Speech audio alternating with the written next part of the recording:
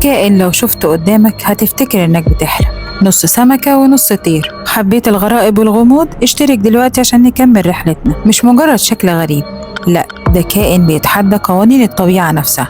تخيل جسم سمكة وقشور وزعانف بتعيش في أعماق البحر، لكن في اللحظة اللي بتحس فيها بخطر فجأة تفرد أجنحتها وتطير فوق سطح البحر. الناس زمان كانوا بيعتبروا ظهورها إن شوق، يقولك لو ظهرت حوالين سفينة يبقى في مصيبة جاية. في ناس قالت إن أرواح البحارة الغرقانة بتتجسد فيها، عشان كده نصها في البحر ونصها في الهواء، مش عارفة تستقر في عالم واحد. بس الغريب بقى إنها ما بتطيرش هروب وبس، دي بتجري فوق المية بسرعة 70 كيلو في الساعة، وتفضل طايرة لفوق مسافة 200 متر كأنها بتحاول تهرب من قدر هي نفسها مش فاهماه. العلماء حاولوا يفسروا، قالوا إن أجنحتها مجرد زعانف كبيرة، بس في صيادين أقسموا إنهم شافوها تغير اتجاهها في الهواء وكأنها مش زعانف، لا كأنها أجنحة حقيقية. وفي ناس قالت إن ده مش تطور طبيعي، ده مخلوق هجين اتولد من علاقة ما كانش المفروض تحصل بين كائن بحري وطائر من عالم تاني.